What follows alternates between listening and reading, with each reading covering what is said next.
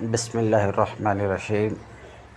باب العلم انواریہ educational society و جامعہ انواریہ حیدرآباد انڈیا کے زیر اہتمام اللہ تعالیٰ کے فضل و کرم سے نور الانوار کا درس قسط وار جاری ہے۔ آج کا درس شروع ہوتا ہے باب القیاس سے۔ اے ھذا باب القیاس، قیاس پر کل میں تھوڑی سی گفتگو کر چکا ہوں۔ جو گفتگو کر چکا ہوں اسے پلٹانا نہیں چاہتا۔ آج بس اس گفتگو پر اکتفا کروں گا جو مصنف اور شارح یہاں کر رہے ہیں۔ باب القیاس، اے ھذا باب القیاس۔ القیاس فی اللغۃ التقدیر۔ شارح کہتے ہیں قیاس کا لغوی معنی تقدیر ہے۔ قیاس لغت میں تقدیر کو کہتے ہیں، یعنی اندازہ کرنے کو کہتے ہیں۔ تو قیاس کا لغوی معنی تقدیر ہے۔ وفی الشرع، اور اصطلاحی معنی تقدیر خاص ہے۔ تو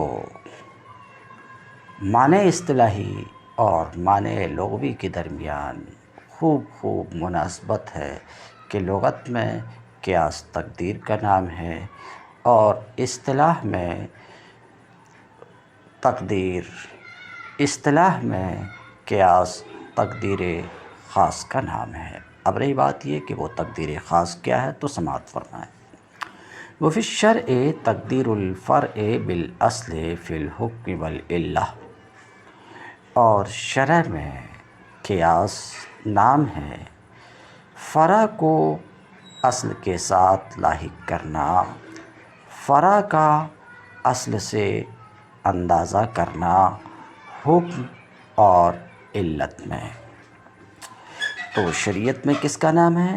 تقدیر الفرع بالاصل فی الحکم والعلہ، یعنی فرع کو اصل کے ساتھ لاحق کرنا اور اس کے فرع کو اصل کے مماثل قرار دینا، یہ اصطلاح میں قیاس ہے۔ تو فرع کو اصل کے ساتھ لاحق کرنا حکم میں یعنی اصل کے حکم میں، فرع کو اصل کے ساتھ لاحق کرنا حکم میں یعنی اصل کے حکم میں، اصل کا حکم جو کتاب یا سنت یا اجماع سے ثابت ہے۔ حکم میں اور علت میں، یعنی اس علت جامعہ میں جو فرع اور اصل کے درمیان مشترک ہے، جس علت جامعہ سے حکم کا تعلق ہے، وہ علت جامعہ جو حکم اصل کا مناط ہے، مدار ہے، بنیاد ہے۔ تو پوری تعریف کیا ہوئی قیاس کی؟ فرع کو اصل کے ساتھ لاحق کرنا حکم میں اور علت میں۔ ایک مثال سنتے چلیے، جیسے افیون کا قیاس شراب پر۔ تو شراب کا حکم منصوص ہے اور وہ حرمت ہے، تو جو شراب کا حکم ہے وہی حکم افیون کے لیے ثابت کرنا۔ تو یہاں افیون کو شراب کے ساتھ لاحق کیا، سمجھ رہے ہیں؟ افیون کا اندازہ کیا شراب پر، افیون کا اندازہ کیا شراب پر، کس میں؟ حکم اور علت میں۔ بلفظ دیگر جو حکم شراب کے لیے ہے وہی حکم افیوں کے لیے ثابت کیا، وہی حکم افیوں کے لیے ثابت کیا علت مشترکہ کی وجہ سے، تو یہ ہے قیاس۔ وَإِنَّمَا فَسَّرَ بِهَذَا التَّفْسِيرِ، مصنف نے قیاس کی یہ تفسیر بیان کی جسے ابھی آپ نے سنا، تقدیر الفرع بالاصل فی الحکم والعلہ۔ شارح کہتے ہیں قیاس کی کئی تفاسیر منقول ہیں، مثلاً ان تفاسیر میں سے ایک تعدیۃ الحکم من الاصل الی الفرع، انہی تفاسیر میں سے ایک ابانۃ مثل حکم احد المذکورین الی آخرہ۔ تو قیاس کی کئی تفاسیر منقول ہیں، ان تفاسیر کے درمیان میں سے اس تفسیر کا مصنف نے انتخاب کیا۔ وجہ کیا ہے؟ تو کہتے ہیں وجہ یہ ہے کہ یہ تفسیر کو معنی لغوی سے بڑی مناسبت ہے، کافی مناسبت ہے، اس وجہ سے معنی یہ تفسیر معنی لغوی کے بہت قریب ہے، ذرا ترمیم اور تبدیلی کے ساتھ۔ اسی وجہ سے قیاس کی کئی تفاسیر کے بیچ میں سے اس تفسیر کا مصنف نے انتخاب کیا۔ اس تفسیر کے ساتھ قیاس کی اس تفسیر کے ساتھ جو تفسیر ابھی آپ نے دیکھا، کیوں؟ اس لیے کہ قیاس کی یہ تفسیر جسے مصنف پیش کیے یہ لغت سے قریب ترین ہے، قدر ترمیم اور تبدیلی کے ساتھ بات ختم ہو گئی۔ وما يتوهم انه لا يشمل القياس بین المعدومین، ایک سوال کا جواب دینا چاہ رہے ہیں، اور سوال یہ ہے کہ مصنف نے قیاس کی جو تعریف کی یہ تعریف جامع نہیں ہے، کیونکہ قیاس کے افراد میں سے ایک فرد قیاس بین المعدومین بھی ہے، اور مصنف کی یہ تعریف قیاس بین المعدومین کو شامل نہیں ہے، کیونکہ انہوں نے قیاس کی تفسیر اصل اور فرع سے کی ہے، اور اصل اور فرع دونوں وجودی چیزیں ہیں۔ اصل وہ جس پر کسی دوسری چیز کی بنیاد ہو، اور فرع وہ جس کی کسی دوسری چیز پر بنیاد ہو۔ تو یہ تفسیر اصل اور فرع سے ہے، اور یہ دونوں وجودی چیزیں ہیں تو قیاس کی یہ تعریف قیاس کے ایک فرد قیاس بین المعدومین کو شامل نہیں ہے، بلفظ دیگر قیاس کی یہ تعریف جامع نہیں ہے، کیونکہ قیاس کے افراد میں سے ایک فرد قیاس بین المعدومین بھی ہے، اور یہ تعریف اس کو شامل نہیں ہے۔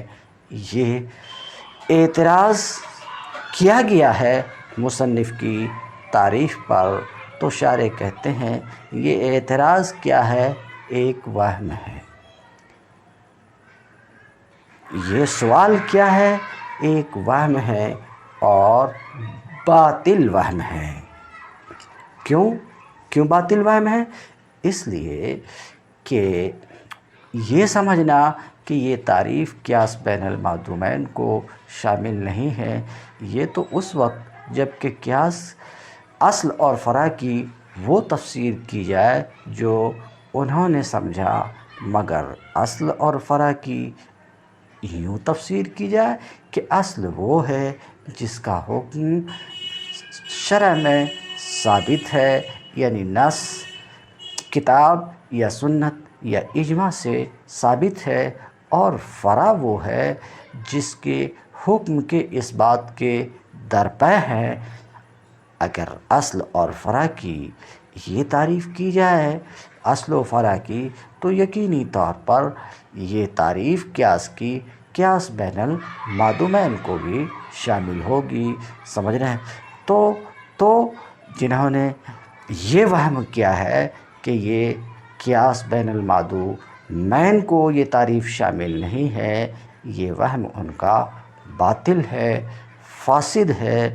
یہ اس وقت ہوگا جب کہ اصل اور فرع کی وہ تفسیر ہو جو انہوں نے بیان کیا، اور اصل و فرع سے یہاں پر مراد وہ نہیں ہے، بلکہ اصل سے مراد جس کا حکم شرع میں ثابت ہو، جس کا حکم نص سے ثابت ہو یا اجماع سے ثابت ہو، اور فرع جس میں اصل کا حکم ثابت کیا جائے، جس میں اس بات حکم کے درپے ہوں، تو ظاہر ہے کہ یہ تعریف قیاس بین المعدومین کو بھی شامل ہے۔ لہذا مصنف کی یہ تعریف جامع ہے، اور یہ وہم غلط ہے کہ یہ قیاس بین المعدومین کو شامل نہیں ہے۔ کہتے ہیں وما یتوہم، اور یہ جو وہم ہوتا ہے کہ یہ تعریف قیاس کی شامل نہیں ہے، سمجھ رہے ہیں کس کو؟ قیاس بین المعدومین کو۔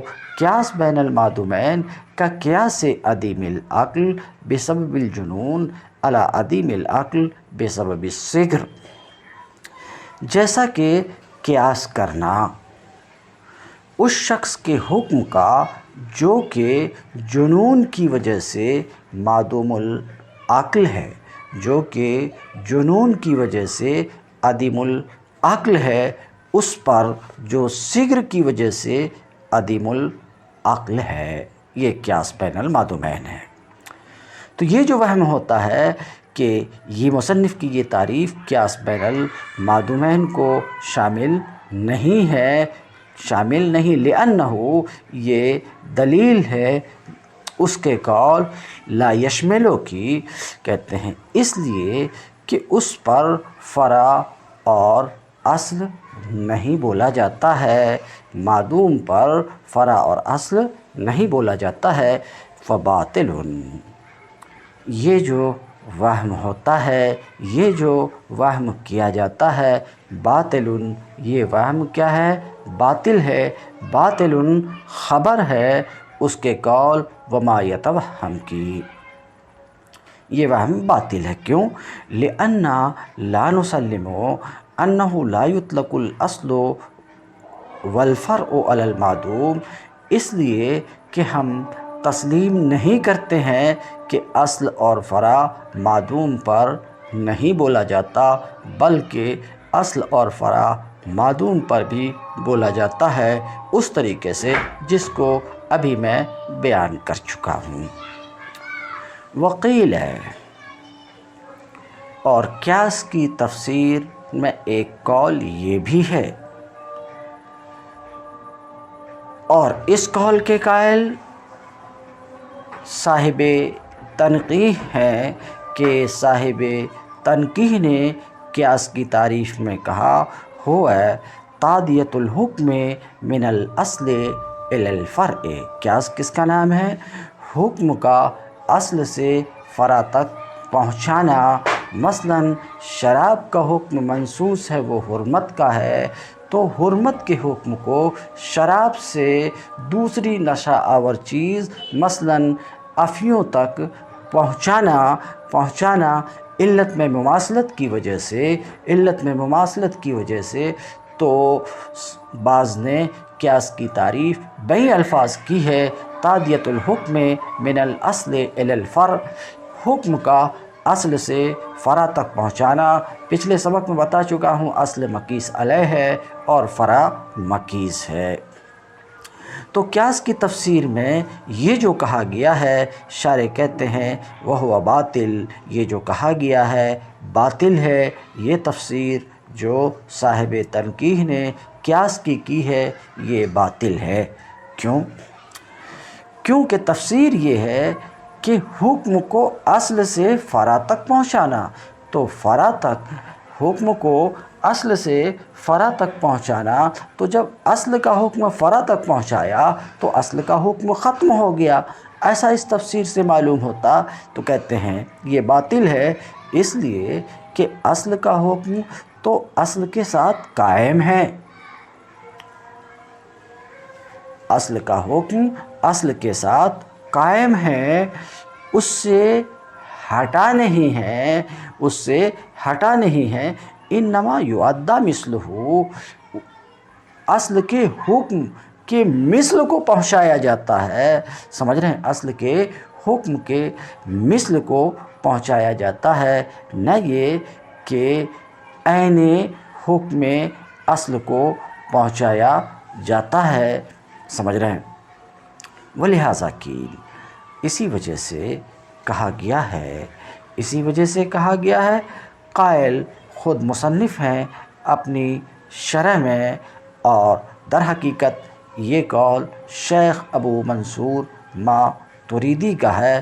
اسی وجہ سے قیاس کی تفسیر میں یہ کہا گیا، ہو ابانۃ مثل حکم احد المذکورین۔ قیاس کس کا نام ہے؟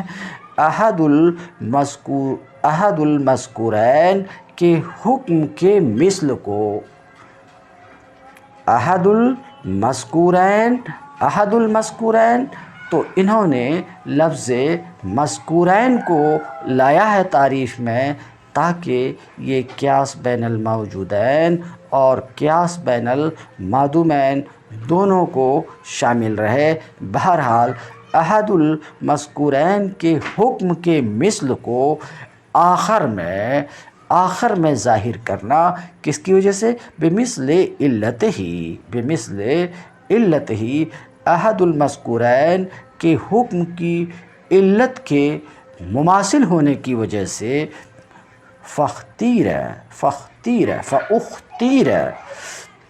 لفظ الابانہ، تو تعریف میں شیخ ابو منصور ماتریدی نے لفظ ابانہ کو اختیار کیا۔ فاختیر لفظ الابانہ، لفظ ابانہ کو چنا گیا۔ کیوں دوسرے اور کسی لفظ کو کیوں نہیں لایا گیا؟ اس لیے کہ لفظ ابانہ سے اشارہ کرنا ہے کہ قیاس مظہر ہے، مثبت نہیں ہے، تو کہتے ہیں فاختیر لفظ الابانہ، لفظ ابانہ کا اختیار کیا گیا تعریف میں، لأن القیاس، اس لیے کہ قیاس مظہر ہے، مثبت نہیں ہے۔ مثبت تو حقیقت میں اللہ تبارک و تعالی ہے۔ اور تعریف میں لفظ مثل کو بڑھایا گیا، جیسا کہ آپ نے سنا، ابانۃ مثل حکم احد المذکورین، کہتے ہیں تعریف میں لفظ مثل کا اضافہ کیا گیا، اس لیے کہ معدہ اصل سے فرع تک جس حکم کو پہنچایا گیا ہے وہ حکم اصل کے مثل ہے، وہ مثل حکم اصل ہے، اس حکم کے مثل ہے جو اصل میں ہے، عین حکم اصل نہیں ہے۔ کیوں؟ کیونکہ حکم اصل وصف ہے اور انتقال وصف محال ہے، تو کہتے ہیں اس لیے کہ معدہ مثل حکم ہے، لا عین الحکم، معدہ عین حکم نہیں ہے۔ وَإِنَّهُ حُجَّةٌ نَقْلًا وَعَقْلًا، اور قیاس بالیقین حجت ہے از روئے نقل اور از روئے عقل۔ مصنف اس عبارت سے قیاس کی حجیت کی تصریح کر رہے ہیں، صاف طور پہ بتا رہے ہیں کہ قیاس حجت ہے، اور قیاس کی حجیت، قیاس کا حجت ہونا دلیل منقول اور معقول دونوں سے ثابت ہے۔ اب آپ یہ سوچیں گے کہ اس تصریح کی ضرورت کیا پڑی؟ یہ تو ابتدائی کتاب ہی میں بات گزر چکی کہ اصول شرع 4 ہیں، اصل رابع قیاس ہے۔ تو ابتدائے کتاب سے ہی یہ بات معلوم ہے کہ قیاس حجت ہے، قیاس احکام شرعیہ کے لیے ایک اصل ہے، حجت ہے۔ یہ بات تو کتاب کے شروع ہی میں یہ بات معلوم ہو چکی ہے، تو پھر یہاں پر اس تصریح کی ضرورت کیا رہ جاتی ہے؟ یہ اگر سوال کریں گے تو اس کا جواب یہ ہے کہ اس تصریح کی ضرورت کچھ اس طرح سے ہے کہ بعض لوگ جیسے کہ شیعہ ہیں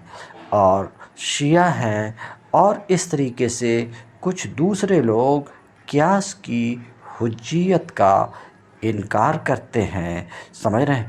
کچھ خوارج اور کچھ معتزلہ قیاس کی حجیت کا انکار کرتے ہیں اور وہ کہتے ہیں کہ قیاس حجت نہیں ہے۔ چونکہ قیاس کی حجیت کے انکار کرنے والے موجود ہیں، اس لیے مصنف نے تصریح کی اس بات کی کہ قیاس حجت ہے اور اس کی حجیت دلیل منقول اور معقول دونوں سے ثابت ہے۔ انما قال ھذا، مصنف نے یہ فرمایا، قیاس کی حجیت کی تصریح کی، کیوں؟ لأن بعض الناس، اس لیے کہ کچھ لوگ جیسے شیعہ اور خوارج اور معتزلہ قیاس کے حجت ہونے کا انکار کرتے ہیں، قیاس کی حجیت کا انکار کرتے ہیں اور کہتے ہیں کہ قیاس حجت نہیں ہے۔ وہ جو انکار کرتے ہیں قیاس کی حجیت کا، اس پر 3 دلائل پیش کرتے ہیں۔ وہ 3 دلائل یہاں پر ہے کہ قیاس حجت نہیں ہے اس دلیل سے، اس دلیل سے، اس دلیل سے۔ تو بعض شیعہ بعض معتزلہ اور خوارج قیاس کی حجیت کا انکار کرتے ہیں، لأن اللہ تعالیٰ، یہ پہلی دلیل ہے منکرین قیاس کی۔ وہ لوگ جو قیاس کی حجیت کا انکار کرتے ہیں، ان کی پہلی دلیل یہ ہے کہ اللہ رب العزت نے کتاب میں فرمایا وَنَزَّلْنَا عَلَيْكَ الْكِتَابَ تِبْيَانًا لِكُلِّ شَيْءٍ، ہم نے تم پر کتاب اتارا تِبْيَانًا لِكُلِّ شَيْءٍ، جس میں ہر شے کا بیان ہے، ہر شے کا بیان ہے، دلالتاً، اقتضاءً، صراحتاً، اشارتاً، ہر ایک شے یعنی امور شرع میں سے ہر شے کا بیان ہے۔ تو کتاب میں جب ہر شے کا بیان ہے تو ظاہر سی بات ہے قیاس کی ضرورت نہیں۔ قیاس کی ضرورت تو اس وقت ہو سکتی تھی جب کہ کتاب میں امور شرع میں سے ہر شے کا بیان نہ ہوتا، حالانکہ کتاب میں امور شرع میں سے ہر شے کا بیان ہے۔ جب امور شرع میں سے ہر شے کا بیان ہے تو قیاس کی ضرورت نہیں ہے۔ یہ رہی پہلی دلیل منکرین قیاس کی۔ لأن النبی صلی اللہ علیہ وسلم قال لم يزل امر بنی اسرائیل مستقیما حتی کثرت فیہم اولاد الصبایا فقاسوا ما لم یکن بما قد کانوا فضلوا واضلوا۔ یہ دوسری دلیل ہے منکرین قیاس کی۔ تو کیا کہتے ہیں منکرین قیاس؟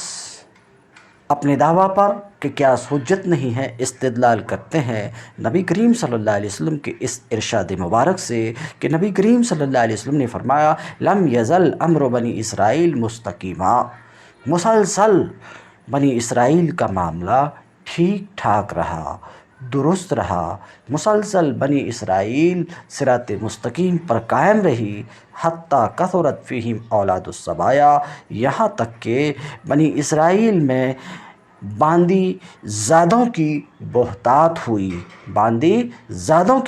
ہوئی، فقاسوا ما لم یکن، تو ان باندی زادوں نے غیر موجود کا موجود پر قیاس کیا، فضلوا واضلوا، تو خود گمراہ ہوئے اور دوسروں کو بھی یہ گمراہ کیے۔ تو یہ حدیث صاف طور پر بتا رہی ہے، دلالت کر رہی ہے کہ قیاس گمراہ کن ہے، قیاس گمراہی ہے،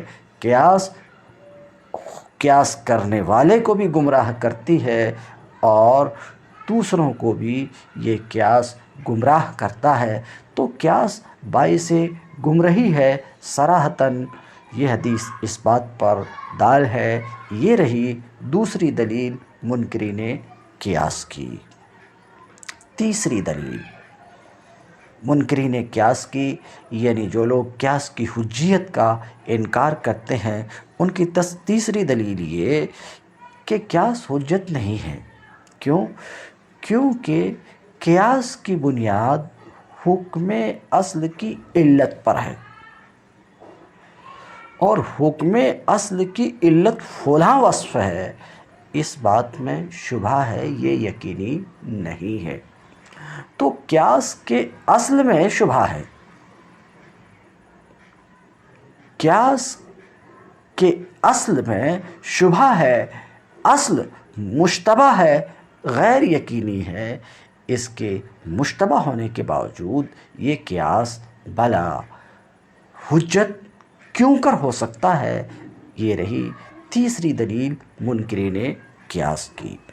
وَلِأَنَّ الْقِيَاسَ فِي أَصْلِهِ شُبْهَةٌ، اس لیے کہ قیاس کی اصل میں شبہ ہے، برخلاف خبر احاد کے کہ اس کی اصل تو قول رسول صلی اللہ علیہ وسلم ہے، اس میں شبہ نہیں ہے، بلکہ وہ تو حجت ہے، موجب عمل ہے۔ شبہ طریقہ انتقال میں ہے، برخلاف قیاس کے کہ قیاس کی اصل میں شبہ ہے، کیونکہ نص ناطق نہیں ہے کہ اصل کے اوصاف میں سے فلاں وصف علت ہے، نص ناطق نہیں ہے، اذ لا یعلم، اس لیے کہ نص سے یہ بات معلوم نہیں ہوتی کہ یہی وصف حکم کی علت ہے۔ یہ تین دلائل تھے منکرین قیاس کے جو آپ کے سامنے رکھے گئے۔ اب ترتیب وار تینوں کا جواب شارح دیتے ہیں۔ والجواب عن الاول ان القیاس کاشف عما فی الکتاب، پہلی دلیل کا جواب یہ ہے کہ قیاس کھولنے والا ہے اسی چیز کو جو کتاب میں ہے، سمجھ رہے ہیں؟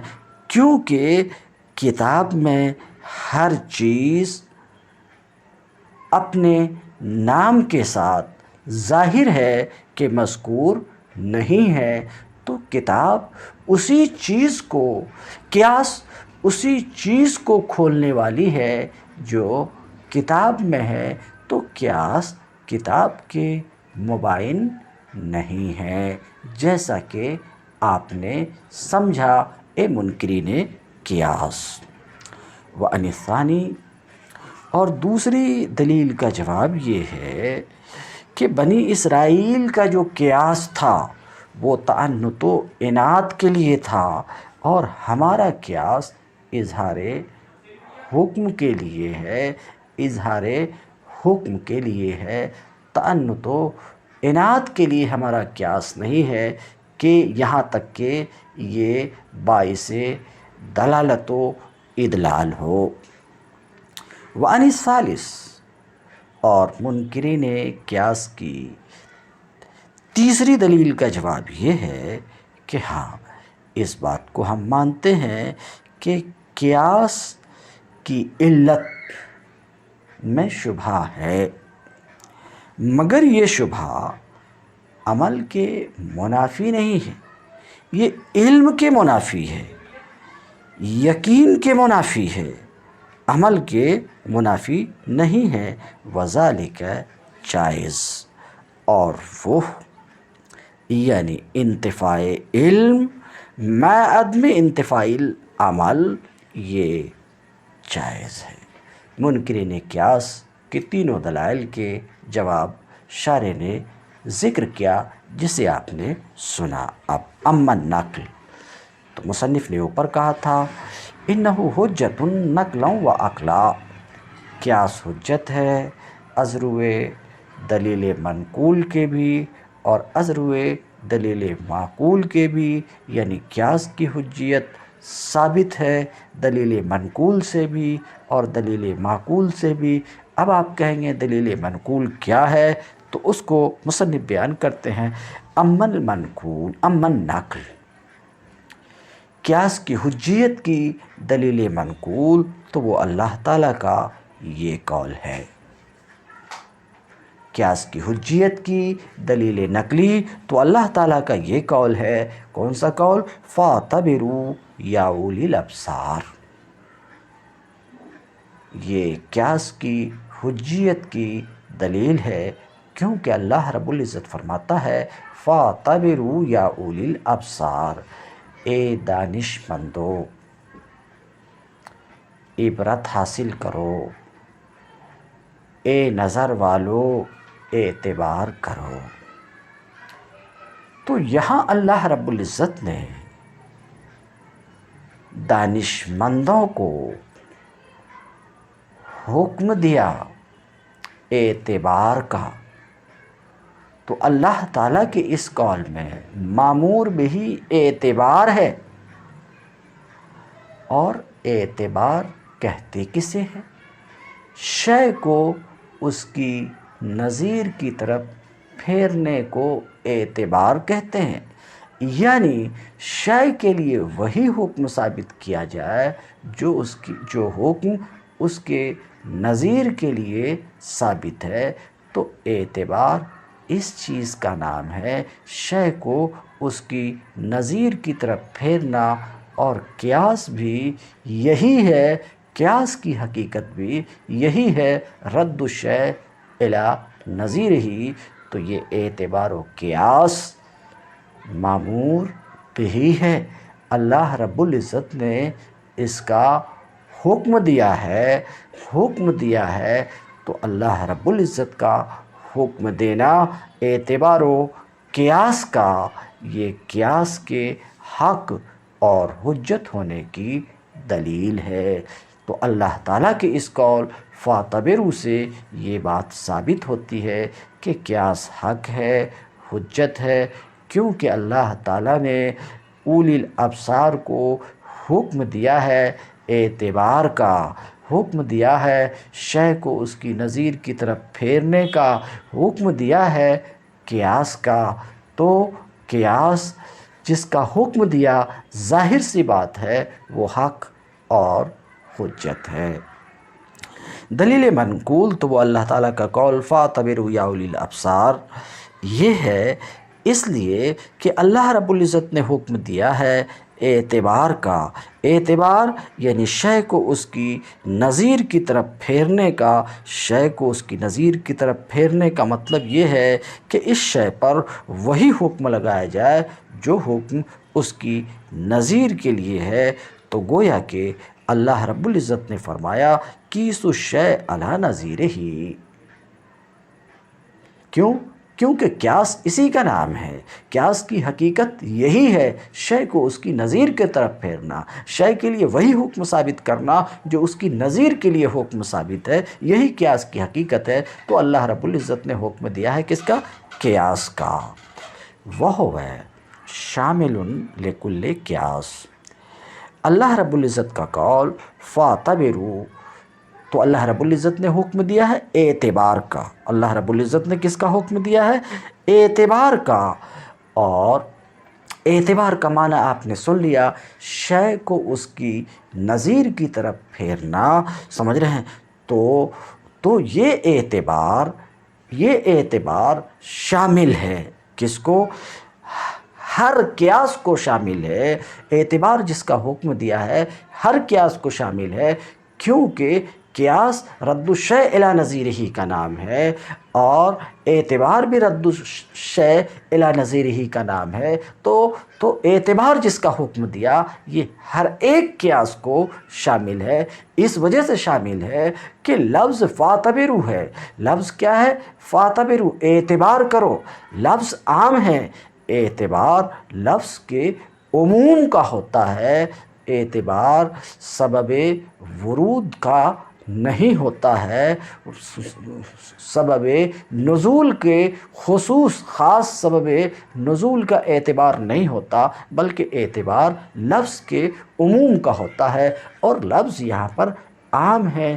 فَاعْتَبِرُوا، یہاں پر یہ لفظ نہیں ہے کہ مسئولات کا مسئولات پر اعتبار کرو، یہ لفظ نہیں ہے، بلکہ مطلقاً لفظ ہے اعتبار کرو، یعنی قیاس کرو۔ تو یہ اعتبار ہر نوع کے قیاس کو شامل ہے، خواہ مسئولات کا قیاس مسئولات پر ہو، یا امور مسئولات کا قیاس مسئولات پر ہو، یا فروع شرعیہ کا قیاس اصول پر ہو، سب کو شامل ہے۔ جب ایسا ہے کہ اعتبار جس کا اللہ رب العزت نے حکم دیا ہے، یہ اعتبار قیاس کی ہر ایک قسم کو شامل ہے، ہر ایک قسم کو شامل ہے، یعنی کہ اعتبار مسئولات علی المسئولات، قیاس مسئولات علی المسئولات کو بھی شامل ہے، اور فروع شرعیہ کا اصول شرعیہ پر قیاس کو بھی شامل ہے، ہر ایک کو شامل ہے۔ جب ایسا ہے تو اس وقت تو قیاس کی حجیت اس نص سے ثابت ہوگی، اللہ تعالیٰ کے قول فَاعْتَبِرُوا سے۔ تو کہتے ہیں وَهُوَ شامل، اللہ تعالیٰ کا قول فَاعْتَبِرُوا اعتبار یہ ہر ایک قیاس کو شامل ہے، کہتے ہیں شامل لکل قیاس، ہر ایک قیاس کو شامل ہے، کیونکہ اعتبار لفظ کے عموم کا ہوتا ہے، سبب کے خصوص کا اعتبار نہیں ہوتا ہے۔ تو چاہے یہ مسئولات سزاؤں کا قیاس سزاؤں پر ہو، سمجھ رہے ہیں، سزاؤں کا قیاس سزاؤں پر ہو، یا یہ کہ فروع شرعیہ کا قیاس اصول شرعیہ پر ہو، فَيَكُونُ إِثْبَاتُ حُجِّيَّةِ الْقِيَاسِ، تو اس وقت قیاس کی کہتے ہیں حجیت کا اثبات کس سے ہوگا؟ قیاس کی حجیت کا اثبات اللہ تعالیٰ کے قول سے، نص سے ثابت ہوگا، کیونکہ یہاں فَاعْتَبِرُوا میں قیاس معمول بھی ہے، تو اگر یہ حجت نہ ہو تو عبث ہوگا، اور اللہ تعالیٰ بیکار چیز کے حکم دینے سے بلند و بالا ہے۔ تو قیاس کی حجیت اس وقت اللہ تعالیٰ کے قول فَاعْتَبِرُوا سے ثابتاً بالنص، نص سے ثابت ہوگا، نص سے ثابت ہوگا، یعنی اشارۃ النص سے ثابت۔ وحدیث و معاذ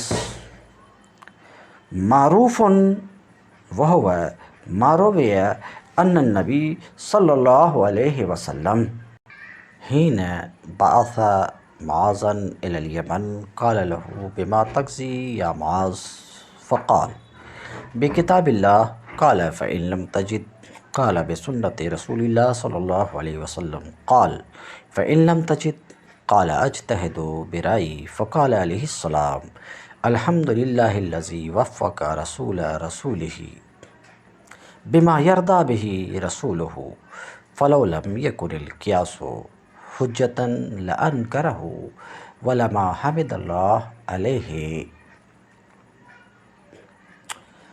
تو گفتگو چل رہی ہے دلیل منقول میں کہ قیاس کی حجیت دلیل منقول سے ثابت ہے۔ ایک دلیل منقول سن لیا، اور وہ اللہ تعالیٰ کا قول فَاعْتَبِرُوا یا اولی الابصار ہے، اور دوسری دلیل منقول وہ حدیث معاذ ہے، معروف، جو اصولیین کے درمیان اس قدر معروف ہے کہ مانند تواتر کے حد کو پہنچی ہوئی ہے۔ اور حدیث معاذ کیا ہے؟ وہ مروی ہے، حدیث معاذ وہ ہے جو مروی ہے، حدیث معاذ وہ ہے جو مروی ہے۔ کیا مروی ہے؟ امام احمد وغیرہ نے اس کی روایت کی ہے، کیا کہ نبی کریم صلی اللہ علیہ وسلم جس وقت معاذ کو یمن کی طرف بھیجے، مطلب یہ ہے کہ نبی کریم صلی اللہ علیہ وسلم جس وقت معاذ کو یمن کا گورنر بنا کر بھیجنے کا عزم کیے، قال لہو، تو اس وقت آپ صلی اللہ علیہ وسلم نے معاذ سے فرمایا، بما تقضی یا معاذ، اے معاذ کس چیز سے فیصلہ کرو گے؟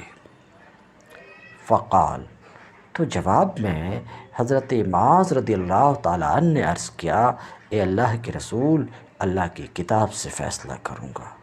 قال، پھر اللہ کے رسول صلی اللہ علیہ وسلم نے ارشاد فرمایا، فَإِن لَمْ تَجِدْ، اگر کسی درپیش معاملے کا حکم اللہ کی کتاب میں تم نہ پاؤ، کوئی درپیش حادثے کا حکم اللہ کی کتاب میں تم نہ پا سکو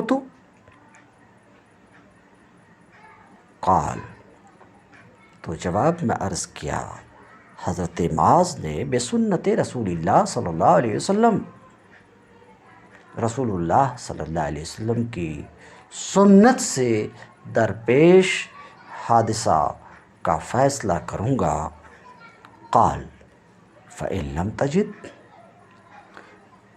پھر نبی کریم صلی اللہ علیہ وسلم نے ارشاد فرمایا کہ اگر سنت رسول اللہ میں بھی کسی حادثے کا حکم تم کو نہ ملے، نہ پاؤ، تو قال اجتہد برائی، تو حضرت معاذ نے کہا، اجتہد برائی، میں اجتہاد کروں گا، قیاس کروں گا۔ کیا اجتہد برائی؟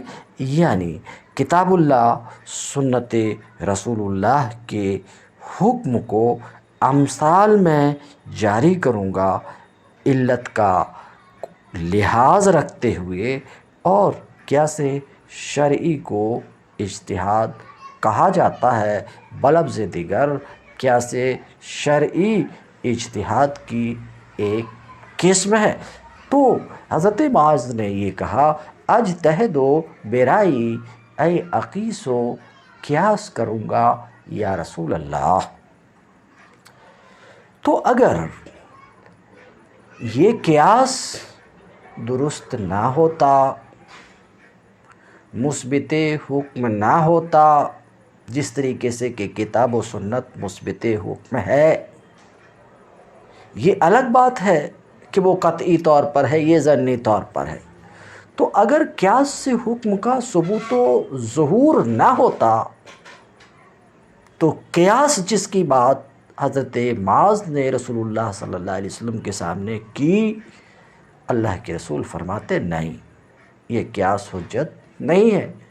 مگر اللہ کے رسول صلی اللہ علیہ وسلم نے اس قیاس کی تردید نہیں کی، اس قیاس کو رد نہیں کیا، بلکہ خوش ہوئے، اور اس قدر خوش ہوئے کہ اللہ کی حمد و ثنا بجا لائے۔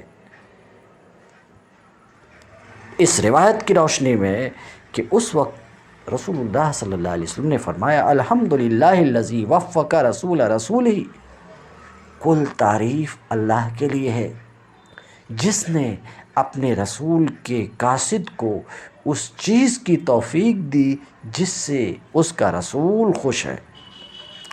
تو اگر قیاس حجت نہ ہوتا، حق نہ ہوتا تو نبی کریم صلی اللہ علیہ وسلم قیاس کا انکار کرتے اور معاذ کو کہتے کہ اے معاذ، قیاس حجت نہیں ہے، تو انکار کرتے اور اس پر اللہ کی حمد نہ کرتے۔ لا یقال، ایک سوال یہ کہ یہ حدیث جس سے قیاس کی حجیت پر آپ استدلال کر رہے ہو، یہ حدیث اس لائق ہے ہی نہیں کہ اس سے قیاس کی حجیت پر استدلال کیا جا سکے۔ یہ حدیث قیاس کی حجیت کی دلیل بننے کی صلاحیت نہیں رکھتی ہے۔ کیوں؟ اس لیے کہ یہ حدیث تو کتاب کے مناقض ہے، مباین ہے، معارض ہے، اور ظاہر سی بات ہے جب یہ حدیث معارض ہے، مناقض ہے، مباین ہے کتاب اللہ کے، تو مناقض ہونے کی وجہ سے یہ حدیث ساقط ہو جائے گی، ہو گئی، اور اس قابل رہی ہی نہیں کہ اس سے استدلال کیا جائے، لہٰذا اس حدیث سے استدلال درست نہیں ہے، نہیں ہے۔ منکرین قیاس ایسا کہہ سکتے ہیں، تو اس کے جواب میں شارح کہتے ہیں یہ اعتراض نہ کیا جائے کہ یہ حدیث کتاب کے معارض ہے، قطعاً معارض نہیں ہے۔ کتاب میں یہ ہے کہ ما فرطنا فی الکتاب من شیء، ہم نے کتاب میں کسی بھی چیز کو چھوڑا نہیں، یعنی امور شرع میں سے ہر چیز کو ہم نے کتاب میں بیان کر دیا، تو کتاب کی یہ آیت اس بات پر دال ہے کہ کتاب میں امور شرع میں سے ہر شے کا بیان ہے، مگر یہ حدیث اس بات کو بتا رہی کہ ہر شے کا بیان نہیں ہے، تو یہ حدیث کتاب کے معارض ہوئی ہے۔ شارح کہتے ہیں ایسا نہ بولو، یہ بولی درست نہیں ہے کہ یہ حدیث کتاب کے معارض ہے، اس طور پر کہ یقینی طور پر کتاب میں امور شرع میں سے ہر شے کا بیان ہے، امور شرع میں سے ہر شے کا بیان ہے، یہ بات درست ہے، مگر یہ حدیث اس بات کو نہیں بتا رہی ہے کہ بعض شے کا کتاب میں بیان نہیں ہے، یہ حدیث اس بات کو نہیں بتا رہی، یہاں تک کہ یہ حدیث کتاب کے مباین ہو۔ کیوں؟ حدیث کے الفاظ یہ ہیں فَإِن لَمْ تَجِدْ، کسی حادثہ کا حکم اگر تم کتاب میں نہ پاؤ، عدم وجدان عدم وجود کو مستلزم نہیں ہے، کھلی ہوئی بات ہے، اس کی مثال دینے کی ضرورت بھی نہیں ہے۔ کسی چیز کو نہ پانا یہ دلیل نہیں ہے کہ وہ چیز موجود نہیں ہے۔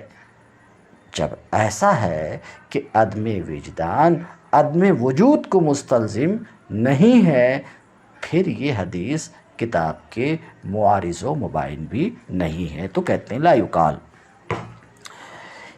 یہ اعتراض نہ کیا جائے کہ یہ حدیث تو اللہ تعالیٰ کے قول ما فرطنا فی الکتاب من شیء کے مناقض ہے، تو ہر شے قرآن میں ہے، پھر کس طریقے سے کہا گیا فَإِن لَمْ تَجِدْ فِي كِتَابِ اللَّهِ، یہ اعتراض نہ کیا جائے، لِأَنَّا نَقُول، اس لیے کہ ہم جواب میں کہیں گے کہ حدیث اس بات پر دال ہے کہ تم نہ پا سکو، اور نہ پانا مستلزم نہیں ہے، کتاب میں کسی چیز کو نہ پانا مستلزم نہیں ہے اس بات کو کہ وہ کتاب میں نہیں ہے۔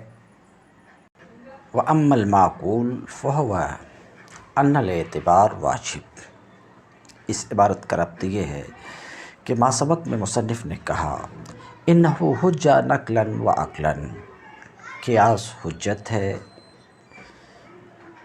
از روئے نقل کے اور از روئے عقل کے، یعنی قیاس کی حجیت دلیل معقول سے بھی ثابت ہے اور اس کی تفصیل گزر چکی، اور دلیل منقول سے بھی، تو کہتے ہیں منقول سے بھی قیاس حجت ہے، اس کی تفصیل گزر چکی، اور معقول کے اعتبار سے بھی قیاس حجت ہے۔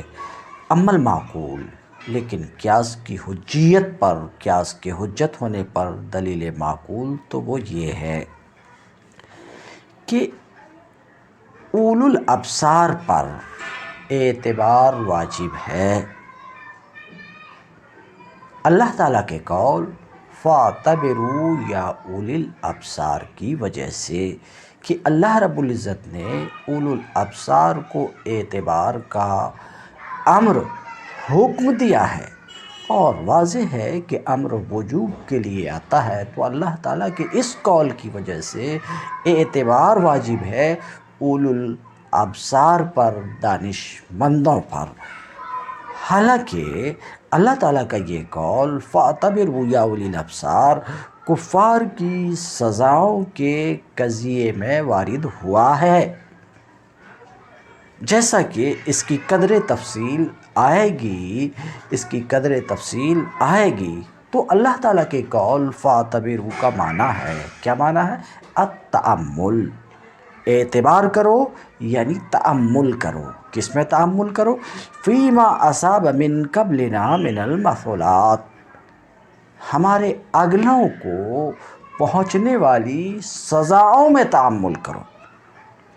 اگلوں کو جو سزائیں پہنچی ہیں، جو سزائیں ملی ہیں قتل اور جلا وطن کے ذریعے سے، ان میں تأمل کرو، یعنی ان کے اسباب میں تأمل کرو، بے اسباب، ان اسباب کی وجہ سے جو ان سے منقول ہے۔ تو حکم ہے، واجب ہے اعتبار یعنی تأمل۔ اب تأمل کس میں تأمل؟ تو اگلوں کو پہنچنے والی سزاؤں کے اسباب میں تأمل۔ اب ان سزاؤں کے اسباب کیا ہیں؟ عداوت رسول ہے، تکذیب رسول ہے، ان میں سزاؤں کے، اگلوں کو پہنچنے والی سزاؤں کے اسباب میں تأمل ہم کیوں کریں؟ تاکہ ہم اپنے آپ کو، تاکہ ہم ان سزاؤں سے اپنے آپ کو روکیں، بلفظ تاکہ ہم روکیں ان سے، یعنی سزاؤں کے اسباب سے اپنے آپ کو روکیں، سزاؤں کے اسباب سے روکیں۔ کیونکہ جب ہم اپنے آپ کو ان سزاؤں کے اسباب سے روکیں گے تو ان کی طرح کے سزا سے اپنے آپ کو بچائیں گے، روکیں گے۔ تو کیا کہہ رہے ہیں؟ تأمل کرنا فیما اصاب، اگلوں کو پہنچنے والی سزاؤں کے اسباب میں تأمل کرنا، یہ تأمل اس لیے تاکہ ان اسباب سے ہم اپنے آپ کو روکے رکھیں، خود کو ان کے جیسی سزاؤں سے بچانے کے لیے۔ اس کا حاصل معنی یہ ہوا، فَاعْتَبِرُوا یا اولی الابصار کا حاصل معنی یہ ہوا کہ اے دانش مندو، اپنے احوال کا ان کفار کے احوال پر قیاس کرو اور تأمل کرو کہ اگر تم بھی عداوت رسول اور تکذیب رسول کے در پہ ہوگے تو تبتلوا بالجلا والقتل، تم بھی جلا وطنی اور قتل میں مبتلا کیے جاؤ گے، جس طریقے سے کہ وہ کفار جلا اور قتل میں مبتلا ہوئے۔ ھذا ھو الثابت بعبارۃ النص، یہ تو عبارت النص سے ثابت ہے، کیونکہ یہ نص کا مدلول بھی ہے اور مقصود بھی ہے، نص کے الفاظ بھی اس پر دال ہیں اور نص اس کے لیے لائے بھی گئے ہیں، تو یہ تو عبارت النص سے ثابت ہے۔ والقیاس الشرعی، اور قیاس شرعی جس کی کئی بار میں تعریف کر چکا ہوں، مصنف بھی تعریف کر چکے ہیں، اور قیاس شرعی یعنی بعض مسکوت ان کا قیاس اس باز پر جس کا حکم شارع کی طرف سے معلوم ہے، یہ قیاس علت کے اشتراک کی وجہ سے یہی قیاس شرعی ہے۔ قیاس شرعی اس تأمل کی نظیر ہے، قیاس شرعی اس تأمل کے مانند ہے کہ جس طریقے سے کہ عداوت رسول اور تکذیب رسول علت ہے سزا کی، اور سزا حکم ہے تو یتعدی من الکفار، تو یہ حکم عقوبت جو حکم ہے، سمجھ رہے، یہ حکم متعدی ہوگا کفار معہودین سے، کس کی طرف؟ ہر اولو الابصار کے حال کی طرف۔ اسی طریقے سے جس طریقے سے کہ عداوت علت ہے اور عقوبت حکم ہے، یہ حکم کفار معہودین سے ہر اولو الابصار کے حال کی طرف متعدی ہوگا، اسی طریقے سے قیاس میں علت شرعیہ، قیاس میں علت شرعیہ علت ہے، اور حرمت مثال کے طور پر حکم ہے جو مقیس علیہ سے مقیس کی طرف متعدی ہوگا۔ فتکونو، تو جب ایسا ہے کہ قیاس شرعی اس تأمل کے نظیر ہے، تو اللہ تعالیٰ کے قول فاعتبروا کا قیاس شرعی مدلول ہے۔ اللہ تعالیٰ کا قول فاعتبروا قیاس شرعی پر دال ہے۔ تو کہتے ہیں فتکون حجیت القیاس حینئذ بالدلیل المعقول، تو قیاس کی حجیت اس وقت ثابت ہوگی دلیل معقول سے، یعنی دلالت النص سے۔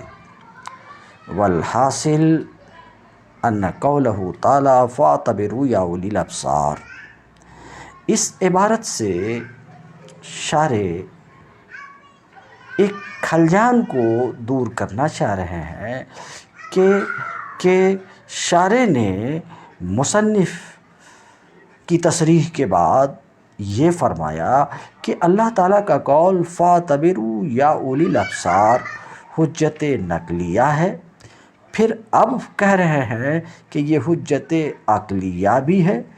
تو اللہ تعالیٰ کا قول فاعتبروا یا اولی الابصار حجت نقلیہ بھی ہے، حجت عقلیہ بھی ہے۔ یہ بھلا اللہ تعالیٰ کے اس قول کا حجت عقلیہ اور نقلیہ دونوں ہونا مستبعد معلوم ہوتا ہے، تو اس کو دفع کر رہے ہیں شارح اپنی عبارت والحاصل سے، اپنی عبارت والحاصل سے اس خلجان کو دفع کر رہے ہیں۔ حاصل یہ ہے کہ اللہ تعالیٰ کا قول فاعتبروا یا اولی الابصار، اللہ تعالیٰ کے اس قول کو اگر اس کے عموم پر جاری کیا جائے، کس پر جاری کیا جائے؟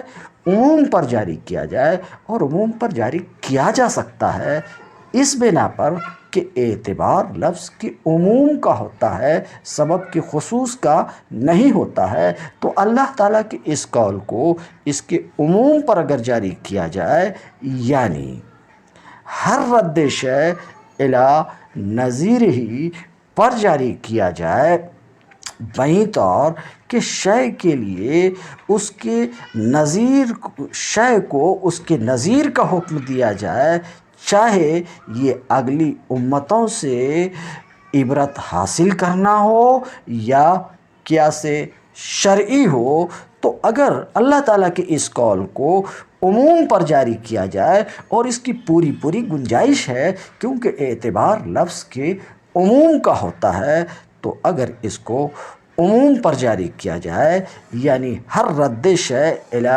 نظیرہ، کیونکہ اعتبار کا یہی معنی ہے، اس پر جاری کیا جائے، اگرچہ اللہ تعالیٰ کا یہ قول فاعتبروا خاص سزاؤں کے سلسلے میں آیا ہے، تو کان اثبات حجیت القیاس بہ نقلاً، تو قیاس کی حجیت کا اثبات اللہ تعالیٰ کے اس قول سے نقلاً، اشارۃ نقلاً یعنی اشارۃ النص سے ثابت ہوگا۔ کیا کہنا چاہ رہے ہیں؟ دیکھو، اللہ تعالیٰ کے قول فاعتبروا یا اولی الابصار کو اگر عموم پر جاری کیا جائے، تو اللہ تعالیٰ کے قول فاعتبروا یا اولی الابصار سے قیاس کی حجیت اشارۃ النص سے ثابت ہوگی، کیونکہ عموم پر جاری کیا تو معنی یہ ہوا اعتبار کرو، یعنی شے کو اس کی نظیر کی طرف پھیرو تو یہ متناول ہے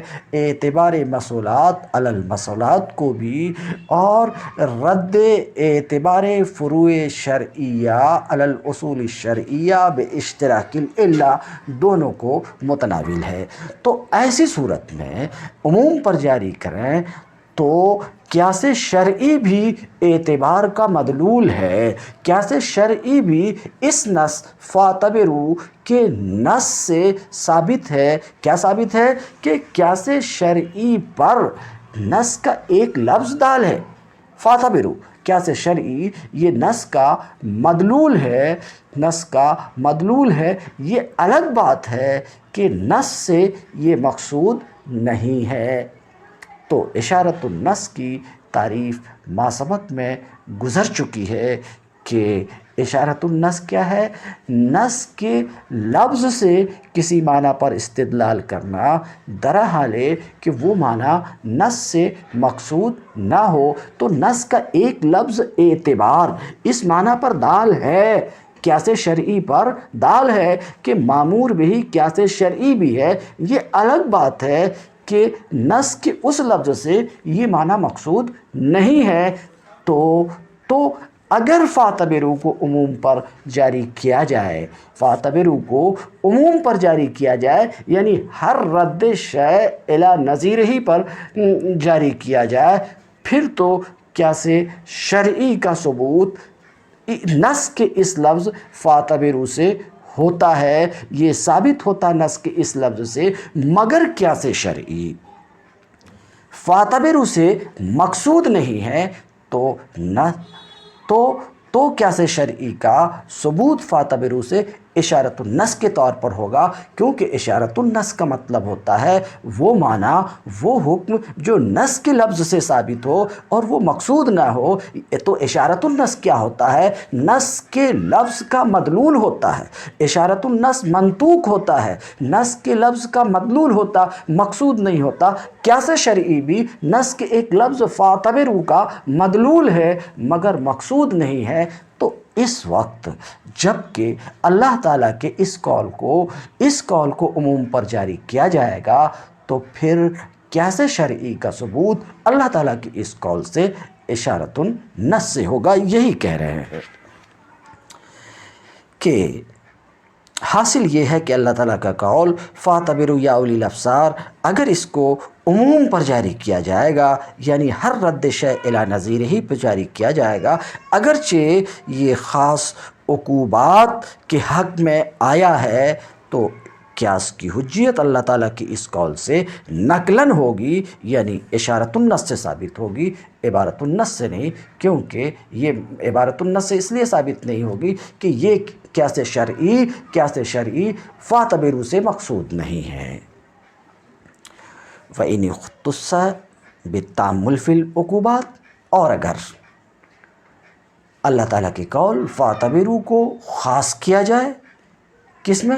تأمل فی العقوبات کے ساتھ خاص کیا جائے اللہ تعالیٰ کی اس قول کو، تأمل فی العقوبات کفار کو پہنچنے والی سزاؤں میں تأمل کے ساتھ خاص کیا جائے کہ فاعتبروا کا معنی یہ کہ کفار کی سزاؤں میں تأمل کرو، تو کیونکہ اسی سلسلے میں اللہ تعالیٰ کا یہ قول آیا ہے، تو اگر اللہ تعالیٰ کی اس قول کو تأمل فی العقوبات کے ساتھ خاص کیا جائے، کیوں خاص کیا جائے؟ اس لیے کہ اللہ تعالیٰ کا قول اللہ تعالیٰ کا یہ قول فاعتبروا یا اولی الابصار عقوبات ہی میں وارد ہوا ہے، پھر تو قیاس کی حجیت اللہ تعالیٰ کی اس قول سے عقلاً ثابت ہوگی یعنی دلالت النص سے ثابت ہوگی، اس لیے کہ اس وقت قیاس کا ثبوت بطریق لغت ہوگا، مگر یہ کہ دلالت النص ہی کو مصنف نے دلیل معقول کہا، اس لیے کہ اس پر وقوف تأمل عقل سے ہوتا ہے، ظاہر نص اور لفظ کے نص سے نہیں ہوتا۔ تو اس وقت قیاس کا ثبوت کیسے ہوگا؟ دلالت النص سے لا بالقیاس، قیاس سے نہیں۔ اور جب ایسا ہے کہ قیاس سے ثبوت نہیں ہے، سمجھ رہے ہیں، کیونکہ قیاس سے ثبوت ہو تو دور لازم آئے گا، سمجھ رہے ہیں، قیاس سے ثبوت ہو تو دور لازم آئے گا۔ واقعہ یہ ہے کہ اس وقت قیاس کی حجیت دلالت النص سے ثابت ہے، قیاس سے نہیں۔ یہ کہنے کی کیا ضرورت ہے؟ چونکہ اعتراض وارد ہوتا ہے کہ قیاس کی حجیت کا اس بات اللہ تعالیٰ کے قول فَاعْتَبِرُوا یا اولی الابصار سے، یہ تو اس بات بالقیاس ہے، کیونکہ اس آیت میں اولو الابصار کے حال کا قیاس ہے کفار کے حال پر، اور اس پر احکام شرعیہ کے قیاس کی بنیاد رکھی گئی، تو یہ تو دور لازم آئے گا، توقف الشیء علی نفسہ ہی دور لازم آئے گا۔ تو شارع نے اس کو دفع کیا، لا بالقیاس، دلالت النص سے ثابت ہے، قیاس سے نہیں۔ اس کی توضیح یہ ہے کہ قیاس کی حجیت کا اس بات اس آیت سے، دلالت النص سے اس بات ہے، کیونکہ وجود علت کا وجود حکم کو مستلزم ہونا ایک ایسا امر ہے جو اجتہاد کے بغیر معلوم پڑ جاتا ہے، لحصول الوقوف علیہ، اس لیے کہ اس پر واقفیت ہو جاتی ہے از روئے لغت کے، لا بالقیاس، قیاس کے ذریعے سے نہیں۔ کیوں؟ لعدم وجود تأمل والنظر، اس لیے کہ تأمل و نظر ضروری نہیں ہے۔ جو کچھ شارع کہنا چاہ رہے ہیں وہ یہ کہ اللہ تعالیٰ کے اسی قول سے قیاس کی حجیت دلالت النص سے بھی ثابت ہے۔ کیوں؟ کیونکہ لغت کا جانکار،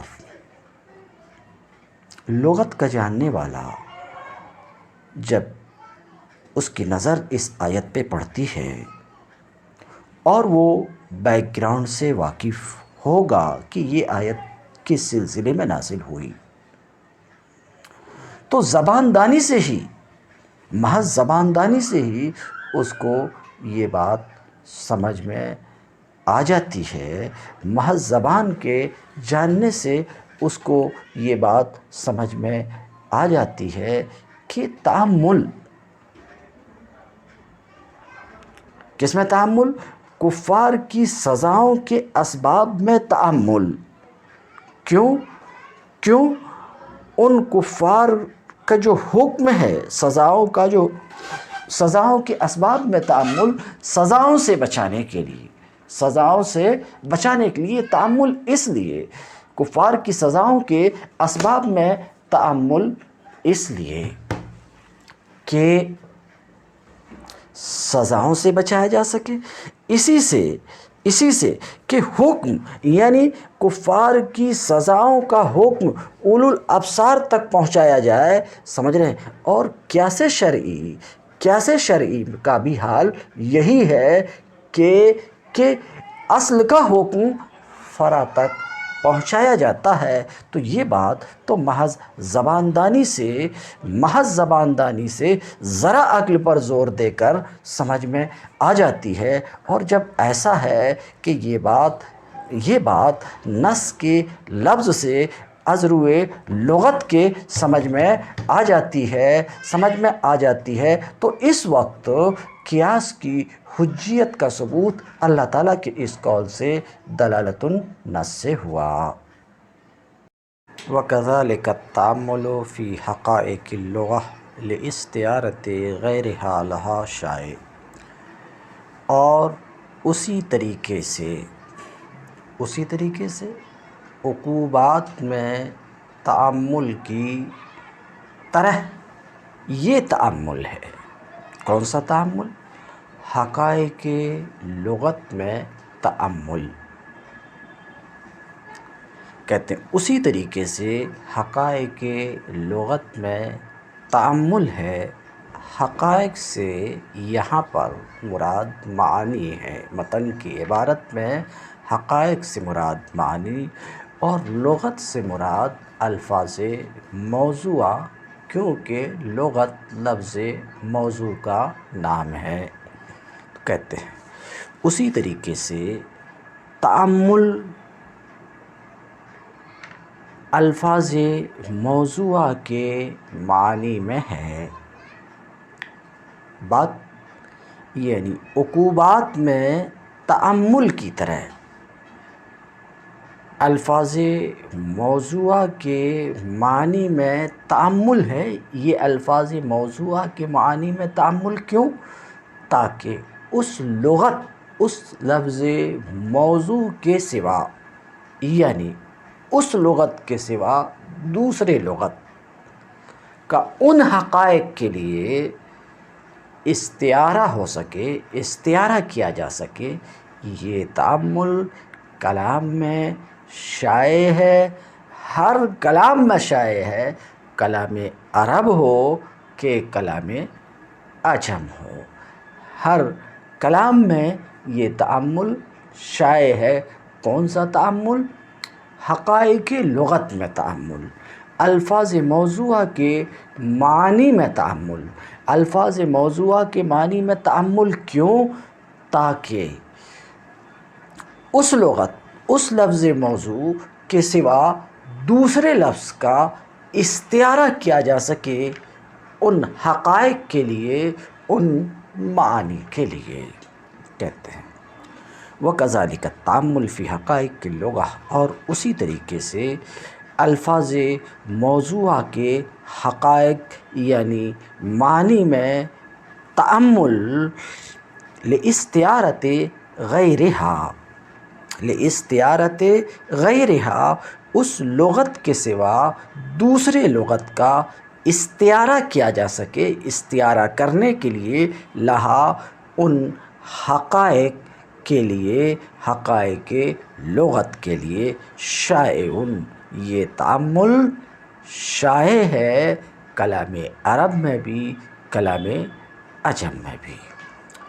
شارح کہتے ہیں کہ مصنف کی یہ عبارت التأمل فی حقائق اللغہ لاستعارت غیرہا لہا، یہ استدلال معقول کا ایک دوسرے طرز سے بیان ہے۔ استدلال معقول کا ایک طرح سے بیان تو اب سے پہلے گزرا۔ کہتے ہیں یہ مصنف کی یہ عبارت استدلال معقول کا بیان ہے ایک دوسرے طرح سے، ایک دوسرے طریقے سے، اور وہ یہ ہے۔ شارح کیا کہتے ہیں؟ وہ یہ استدلال معقول کا بیان ایک دوسرے طریقے سے، اور وہ طریقہ یہ ہے ان یتأمل مثلا، یہ جو عبارت میں پڑھ رہا ہوں وہ ان یتأمل، شارح کی عبارت، صاحب نور الانوار کی عبارت، وہ ان یتأمل مثلا فی حقیقت الاسد،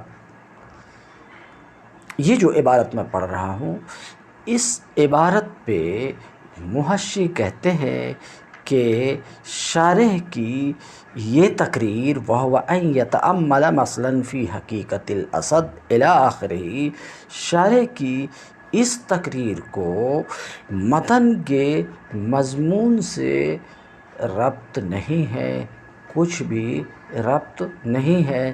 شارح کی یہ تقریر متن کے مضمون سے میل نہیں کھاتی، ایسا محشی فرماتے ہیں اور درست فرماتے ہیں کہ اس تقریر کو متن کے مضمون سے ربط نہیں ہے۔ کیوں؟ کیونکہ متن کے مضمون کا حاصل یہ ہے التأمل فی حقائق اللغہ لاستعارت غیرہا لہا، متن کے مضمون کا حاصل یہ ہے کہ لفظ کے معنی میں، لفظ موضوع کے معنی میں تأمل، لفظ موضوع کے معنی میں تأمل کرنا۔ کیوں تأمل کرنا؟ اس لفظ کے سوا کا اس معنی کے لیے استعارہ کے واسطے۔ تو متن کے مضمون کا حاصل یہ ہے کہ لفظ کے معنی میں تأمل کیا جائے، لفظ کے معنی میں تأمل کیا جائے، تاکہ اس لفظ کے سوا، اس لفظ کے سوا یعنی اس لفظ کے علاوہ کسی دوسرے لفظ کا اس معنی کے لیے استعارہ کیا جا سکے، یہ متن کے مضمون کا حاصل ہے۔ متن کے مضمون کا حاصل وہ نہیں ہے جو شارح رحمۃ اللہ علیہ نے سمجھا ہے کہ شارح نے متن کے مضمون کا حاصل یہ سمجھا ہے کہ لفظ کے معنی میں تأمل، لفظ کے معنی میں تأمل کیا جائے، پھر اس لفظ کو اس معنی کے علاوہ کے لیے استعارہ کیا جائے۔ شارح نے جو سمجھا ہے وہ متن کے مضمون کا حاصل نہیں ہے۔ تو بہتر یہ ہے کہ متن کی مضمون کی تقریر میں کہا جائے، یوں نہ کہا جائے ہوا ان یتأمل مطلع فی حقیقت الاسد، یوں نہیں کہا جائے، بلکہ متن کے مضمون کی تقریر میں یوں کہا جائے وہو ان یتأمل مثلا فی معنی الرجل الشجاع الی آخرہ۔ تو متن کے مضمون کی تقریر میں اس طریقے سے تقریر کی جائے کہ تأمل فی حقائق اللغہ لاستعارۃ غیرہا لہا، یعنی مثال کے طور پر رجل شجاع کے معنی میں تأمل، رجل شجاع کے معنی میں تأمل، اور وہ کیا ہے تأمل کرنا، اور وہ کیا ہے رجل شجاع کی معنی هو الانسان الموصوف بالشجاع۔ تو تأمل کرنا کہ رجل شجاع کا معنی کیا ہے، تو رجل شجاع کا معنی تأمل کرنا کہ وہ آدمی جو شجاعت بہادری سے موصوف ہے۔ تو رجل شجاع کے معنی میں تأمل کرنا، کیوں تأمل کرنا؟ تاکہ رجل شجاع کے سوا کسی دوسرے لفظ کا اس معنی بہادر مرد کے لیے استعارہ کیا جا سکے، سمجھ رہے ہیں، تاکہ استعارہ کیا جا سکے اس لفظ کے سوا، رجل شجاع کے سوا، یعنی لفظ اسد کا استعارہ کیا جا سکے اس معنی کے لیے، کیوں؟ بواسطۃ الشرکت فی الشجاع، شجاعت میں شرکت کے واسطے سے۔ اس تقریر کو متن کے مضمون سے ربط ہے، مگر شارح نے جو تقریر کی ہے اس کو متن کے مضمون سے ربط نہیں ہے، وہ تقریر متن کے مضمون سے میل نہیں کھاتی ہے۔ اب رہی شارح کی تقریر، تو توجیہ کی جا سکتی ہے، اگر شارح کی عبارت میں توجیہ کی جائے گی تو بات بن سکتی ہے، اور وہ اس طریقے سے کہ کہا جائے کہ متن کی عبارت قلب پر مشتمل ہے، اور کہا جائے کہ اس کی تقدیر یہ ہے ھذا التأمل فی حقائق اللغہ لاستعارتھا لغیرہا، بجائے لاستعارۃ غیرہا لہا کی جگہ لاستعارتھا لغیرہا، اے لاستعارۃ تلک اللغہ لغیر تلک المعانی۔ اس وقت شارح کی تقریر متن کے مضمون سے مرتبط ہو جائے گی۔ بہرحال بات آپ سمجھ چکے ہیں۔ تو کہتے ہیں استدلال معقول کا بیان ہے، مصنف کی یہ عبارت التأمل فی حقائق اللغہ الی آخرہ، استدلال معقول کا بیان ہے ایک دوسرے طریقے سے، اور وہ یہ ہے کہ مثال کے طور پہ اسد کی حقیقت میں گفتگو کر چکا ہوں، ترجمہ صرف کرتا ہوں۔ اسد کی حقیقت میں تأمل کرنا، اسد کی حقیقت یعنی اسد کی معنی میں تأمل کرنا کہ اسد کا معنی ہے کیا، اور وہ یہ ہے هو الہیکل المعلوم فی غایت الجرأۃ و نہایت الشجاعہ، ایک معلوم شکل و صورت جو کہ ہمت اور جرأت میں غایت درجہ رکھتا ہے اور بہادری میں نہایت معروف ہے۔ پھر اس لفظ کا استعارہ کیا جائے رجل شجاع کے لیے بواسطۃ الشرکہ فی شجاعت میں شرکت کے واسطے سے، یہ رہا ایک تأمل۔